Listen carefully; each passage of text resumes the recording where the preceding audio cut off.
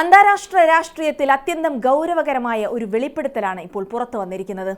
ഒരു രാജ്യത്തെ ജനങ്ങളെ പട്ടിണിക്കിട്ടും അവിടുത്തെ കറൻസിയെ തകർത്തും എങ്ങനെയാണ് മറ്റൊരു രാജ്യം ആഭ്യന്തര കലാപങ്ങൾ സൃഷ്ടിക്കുന്നത് എന്നതിന്റെ ഞെട്ടിക്കുന്ന വിവരങ്ങളാണത്. ഇറാന്റെ തെരുവുകളിൽ നാം കണ്ട ചോരപ്പുഴയ്ക്കും സാമ്പത്തിക തകർച്ചയ്ക്കും പിന്നിൽ തങ്ങളാണെന്ന് അമേരിക്കൻ ഭരണകൂടം തന്നെ ഇപ്പോൾ തുറന്ന് സമ്മതിച്ചിരിക്കുകയാണ്. American treasury secretary Scott Bessent നടത്തിയ ഈ വെളിപ്പെടുത്തൽ ഒരു വലിയ മനുഷ്യാവകാശ ലംഘനത്തിന്റെ കൂടി കഥയാണ് പറയുന്നത്.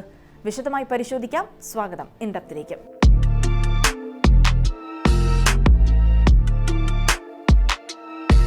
വാഷിംഗ്ടണിൽ നടന്ന ഒരു സാമ്പത്തിക സമ്മേളനത്തിൽ സംസാരിക്കവെയാണ് American treasury secretary Scott Bessent ഇറാന്റെ സാമ്പത്തിക തകർച്ചയെക്കുറിച്ചുള്ള നിർണായകമായ വെളിപ്പെടുത്തലുകൾ നടത്തിയത്.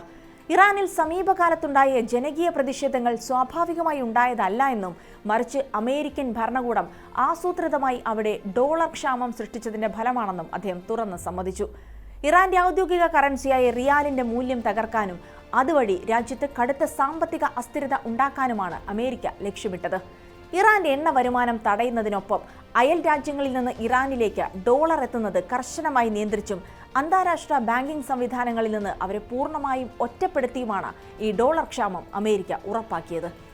ഒരു രാജ്യത്തിന്റെ സമ്പദ് വ്യവസ്ഥയെ ശ്വാസം മുട്ടിക്കുന്നതിലൂടെ അവിടുത്തെ ജനങ്ങളെ ഭരണകൂടത്തിനെതിരെ തെരുവിലിറക്കാൻ പ്രേരിപ്പിക്കുക എന്നതായിരുന്നു ഈ നീക്കത്തിന്റെ പിന്നിലെ പ്രധാന തന്ത്രമെന്ന് ബെസന്റ് വിശദീകരിച്ചു.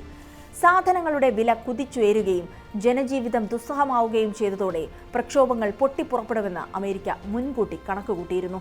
സൈനികമായ ഇടപെടലുകൾ ഇല്ലാതെ തന്നെ ഒരു രാജ്യത്തെ അസ്ഥിരപ്പെടുത്താൻ സാമ്പത്തിക ഉപരോധങ്ങളെ ഒരു ആയുധമാക്കി എങ്ങനെ ഉപയോഗിക്കാം എന്നതിന്റെ ഉദാഹരണമായാണ് അദ്ദേഹം ഇതിനെ അവതരിപ്പിച്ചത്. ഇറാന്റെ ആണവ നയങ്ങളിലും പ്രാദേശിക സ്വാധീനത്തിലും മാറ്റം വരുത്താൻ അവരെ നിർബന്ധിതരാക്കുകയോ അല്ലെങ്കിൽ അവിടുത്തെ ഭരണമാറ്റത്തിന് വഴിമരുന്നിടുകയോ ചെയ്യുക എന്നതായിരുന്നു മാക്സിമം പ്രൊമോഷൻ നയത്തിന്റെ ലക്ഷ്യമെന്നും അദ്ദേഹം തന്റെ പ്രസംഗത്തിൽ വ്യക്തമാക്കി. യുദ്ധമെന്നാൽ ഇന്ന് വെറും ബോംബാക്രമണമല്ല, ഇത്തരം സാമ്പത്തിക യുദ്ധങ്ങൾ കൂടി ചേർന്നതാണ്.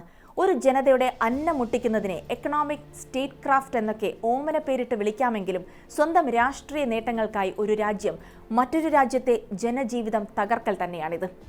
അമേരിക്ക ഈ ഡോളർ ക്ഷാമം എങ്ങനെയാണ് നടപ്പിലാക്കിയത് എന്ന് പരിശോധിക്കാം. ഒന്നാമതായി, ഇറാന്റെ ജീവനാഡിയായ എണ്ണ വ്യാപാരത്തെ അവർ തടസ്സപ്പെടുത്തുകയാണ് ഉണ്ടായത്. രണ്ടാമതായി, അന്താരാഷ്ട്ര ബാങ്കിംഗ് ഇടപാടുകളിൽ നിന്ന് ഇറാനെ പൂർണ്ണമായും ഒറ്റപ്പെടുത്തി.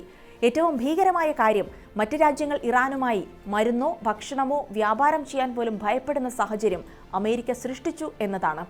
ഇക്കാരണങ്ങളെല്ലാം കൊണ്ടുതന്നെ ഇറാന്റെ കറൻസി മൂല്യം തകർന്നു. നിത്യോപയോഗ സാധനങ്ങളുടെ വില 100 ഇരട്ടിയായി വർദ്ധിച്ചു.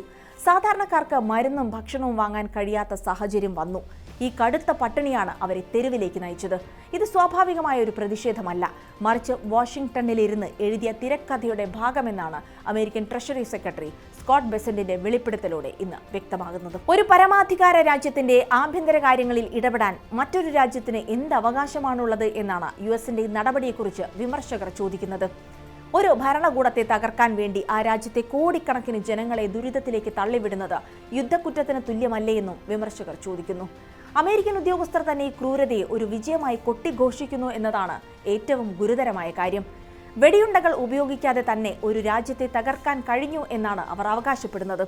എന്നാൽ ഇതിനിടയിൽ തകർന്നടിഞ്ഞ ദശലക്ഷക്കണക്കിന് സാധാരണക്കാരുടെ ജീവിതങ്ങളെക്കുറിച്ച് ആരും സംസാരിക്കുന്നില്ല എന്നതും വിമർശനങ്ങൾക്കിടയാക്കുന്നു.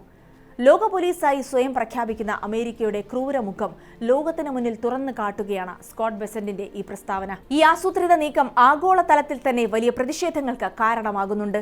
സ്വന്തം ലാഭത്തിനായി മറ്റൊരു രാജ്യത്തെ പട്ടിണിക്കിടുന്ന ഈ രാഷ്ട്രീയ ശൈലിയെക്കുറിച്ച് വലിയ വിമർശനമാണ് ഉയരുന്നത്.